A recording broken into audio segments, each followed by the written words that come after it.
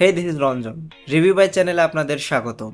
আজকের ভিডিওতে কথা বলবো দম সিনেমার নতুন একটা পোস্টার নিয়ে। হ্যাঁ, আফরান নিশোর যে নতুন একটা সিনেমা আসতে যাচ্ছে এবারের ঈদে, সেই সিনেমায় দম, সেটারই আজকে পোস্টার রিলিজ করা হয়েছে। তো এই পোস্টারটা আসলে কেমন হলো, পোস্টারের খুঁটিনাটি বিষয় নিয়ে আলোচনা করব আজকের ভিডিওতে। প্রথমে কথা বলি আফরান নিশোর লুকটা নিয়ে। আফরান নিশোকে দেখা যাচ্ছে কপাল এবং গালের মাঝামাঝি জায়গায় একটু কাটা, এবং তার চুলগুলো অনেক বড় বড়, এবং তার ফেসটা দেখে মনে হচ্ছে সে অনেক ক্লান্ত। তো সে কি কারণে ক্লান্ত, সেই জিনিসগুলোই দেখতে হলে আমাদেরকে সিনেমা হলে গিয়ে এই সিনেমাটা দেখতে হবে। এই সিনেমার পোস্টারটা দেখলে আসলে বোঝা যায় যে সে যখন এই দেশটা ছেড়ে অন্য দেশে যাবে, সেখানে যাওয়ার পর তার উপর যে অমানবিক নির্যাতন হবে সেই জিনিসটাই কিন্তু তুলে ধরা হয়েছে। তাছাড়া এখানে দেখা যাচ্ছে আফরান নিশোকে একটা গাধায় চড়ে সে সামনে সামনে যাচ্ছে, এবং তার পেছনে একটা বাহিনী যাদের প্রত্যেকের হাতেই প্রায় গুলি রয়েছে। এটা হতে পারে আফরান নিশোকে আসলে কাজ করানোর জন্য জোর করে ধরে নিয়ে যাচ্ছে তারা।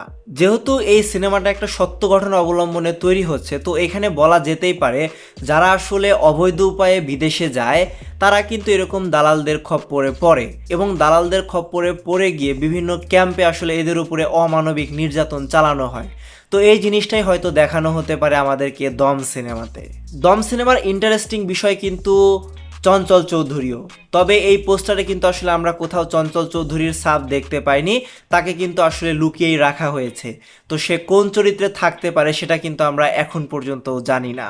পোস্টারের যে কালার গ্রেডিংসটা একদমই বাস্তবসম্মত, এবং এটা যে একটা সার্ভাইভাল সিনেমা সেটা কিন্তু এই কালার গ্রেডিংসটা দেখেই বোঝা যায়। তাছাড়া আরেকটা জিনিস এই পোস্টারটা দেখে বোঝা যাচ্ছে যে এই যে পোস্টারটা রিলিজ করা হয়েছে এবং এখানে যে সিনগুলো দেখানো হয়েছে, অর্থাৎ যেই ছবিটা দেখানো হয়েছে সেটা আসলে কাজাখিস্তানের। এই পোস্টারটাকে আসলে দুইটা লেয়ারে ভাগ করা হয়েছে। একটা লেয়ারে আমরা দেখতে পাই আফরান নিশোকে, অর্থাৎ গল্পের মূল চরিত্র, এবং আরেকটা লেয়ারে আমরা দেখতে পাই আসলে যে গল্পটা সামনে কি হতে যাচ্ছে।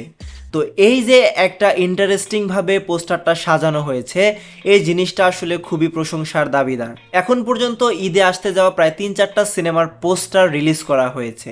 হ্যাঁ, দম সিনেমার পোস্টার রিলিজ করা হয়েছে, শাকিব খানের প্রিন্স সিনেমার পোস্টার রিলিজ করা হয়েছে, তাছাড়া প্রেসার কুকার এবং বনলতা এক্সপ্রেস এই দুইটা সিনেমারও পোস্টার রিলিজ করা হয়েছে। তো এই 4টা সিনেমার মধ্যে আসলে কোন সিনেমার পোস্টারটা বেটার হয়েছে, এটা কিন্তু পোস্টারগুলো দেখলে ইজিলি বলা যায় যে দম সিনেমার পোস্টারটা এখন পর্যন্ত এগিয়ে রয়েছে। হ্যাঁ, দম সিনেমার পোস্টারের পরেই হয়তো আমরা সেকেন্ডে রাখবো বনলতা এক্সপ্রেস বা প্রেসার কুকার সিনেমার পোস্টারটি। আমরা প্রিন্স সিনেমার পোস্টারটাকে কেন এগিয়ে রাখলাম না, সেই প্রশ্নটা কিন্তু আপনারা করতেই পারেন। কারণ এখানে একটা জিনিস বলতে চাই, প্রিন্স সিনেমার পোস্টারটা আসলে কেমন যেন দেখে এআই ফিল হয়েছে, সেটা আমরা এর আগেও বলেছি। তো এর জন্যই আসলে আমরা দম সিনেমার পোস্টারটাকে এগিয়ে রেখেছি, কারণ দম সিনেমার পোস্টারটা দেখলে আসলে রিয়েলিস্টিক ফিল হয়।